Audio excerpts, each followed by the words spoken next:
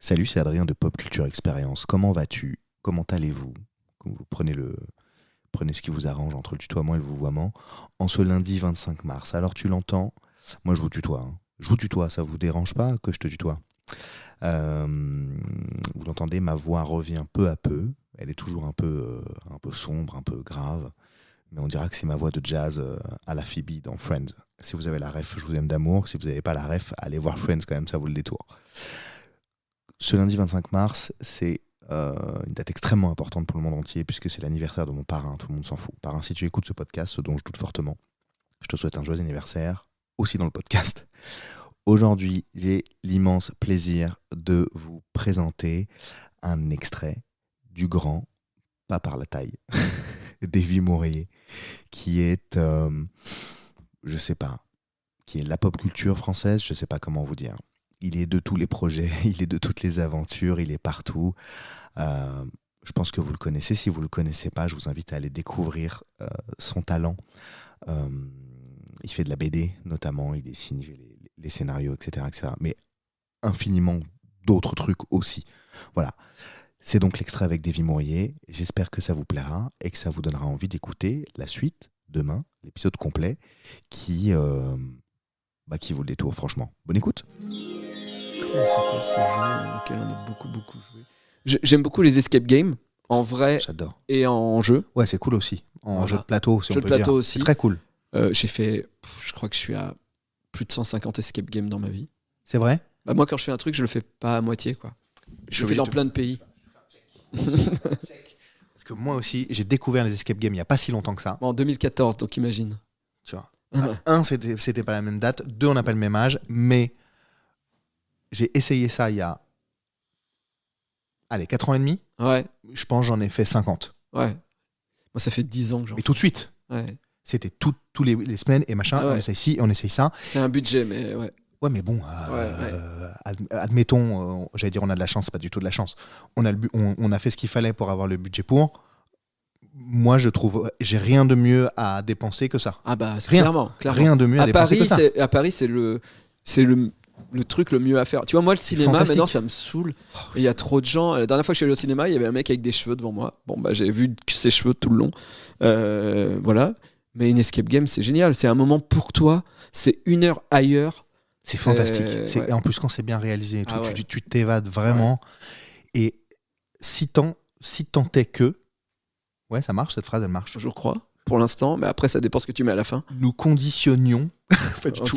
Non. On conditionnait nos voyages, les week-ends que j'ai pu faire avec ma compagne.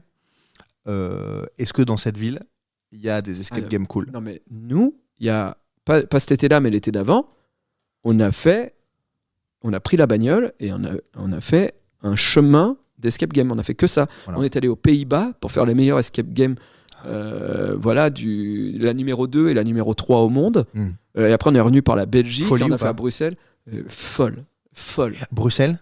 À Bruxelles, on en a fait. Bruxelles, il y a des dingueries. Hein. Il y a des trucs bien. Ouais. Wow, il y a des mais dingueries. Mais aux Pays-Bas, vraiment, ça va loin. Il y en a en français?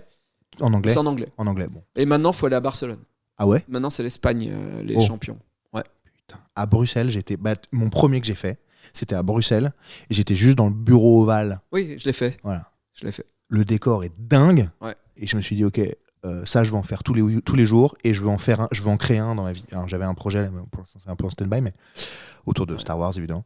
Tu sais, à l'époque où j'ai mon ex, on est parti 2 fois à Budapest. À Budapest, il y en a plein. Des escape games. Ah ouais. C'était le 2e pays après le Japon, je crois. Ils en fabriquent beaucoup, je crois, pour les Français aussi. Ouais. Et du coup, on est parti 3 jours à Budapest et tous les jours, on en faisait 8. Donc ta journée était réglée. Ah bah oui. Et quand on trouvait un moment, on en faisait une autre. Ouais. Et il y en avait des trop bien. Ouais, c'est pas mal. Il y en a des, il y en a des bien. Après, bon, on a fait du bien et du pas bien, parce que quand t'en fais 8 par jour, oui, évidemment. Voilà, tu tombes sur des trucs. Mais en plus, tu deviens exigeant, parce que vu que j'en ai fait plein. Voilà. Évidemment. Mais oui, moi, c'est ça aussi, tu vois. C'est même dans le jeu, je vais dire, ok, mais on fait que ça. Tu vois. On parle pas de YouTube. On a dit que quand c'est des escape games, on fait des escape games. T'es jusqu'au boutiste. Ouais. Il y a un truc qui te plaît. C'est là où je pense qu'il y a un petit côté autisme. Tu vois, et puis tu vois aussi la capacité. Par exemple, je mange tous les jours la même chose. Ok. Voilà. Tout le temps. En fait, j'avais pris 10 kilos. Enfin, non, j'avais pas pris 10 kilos parce que j'ai pris du poids. Déjà, j'étais un peu fort, mais alors avec le confinement et un voyage au Japon, et vu que je suis 1m60, je faisais 70 kilos. Quand t'es petit, ça se voit très vite que t'as pris du poids, quoi. Et là, à un moment, je me suis dit, il faut que je maigrisse. Et j'ai fait un rendez-vous avec une diététicienne. Une ex m'avait dit, va la voir, elle est bien. J'ai fait un rendez-vous avec elle où je lui expliquais un petit peu comment je vis, etc. Et donc elle m'a dit, dans une semaine, je vous fais le truc et tout ça.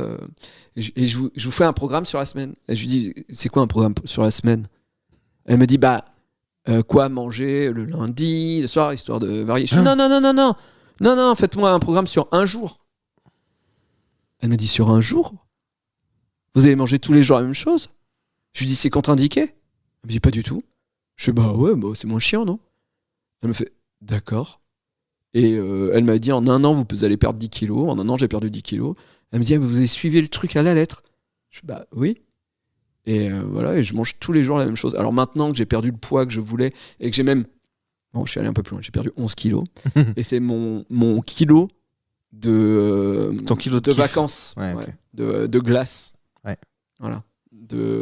Ok, ce soir, c'est glace. Et demain, je mangerai haricots à midi. Haricots le soir. Haricots? Ouais. Haricots verts. Haricots verts avec... je rajoute des fois du poulet parce qu'il faut un peu de poulet le soir et pas à midi, et avec un peu de moutarde pour donner un peu de goût, et voilà, et de l'oignon pour donner du goût. Et c'est bien? Non, mais je chie beaucoup et je maigris. Alors, est-ce que ça vous a plu cet extrait avec Davy? J'espère que oui. N'hésitez pas toujours à mettre des petits pouces, des commentaires cool, des pouces en l'air, c'est mieux. Et à partager un maximum, c'est la meilleure façon de soutenir le podcast si vous l'aimez. Dans un premier temps, pour le faire découvrir au plus grand nombre, on y croit dur comme fer. Je sais pas pourquoi je dis on est vraiment tout seul. Je suis vraiment tout seul. J'y crois dur comme fer. Je vous dis à demain pour l'épisode complet avec Davy Mourier. Salut!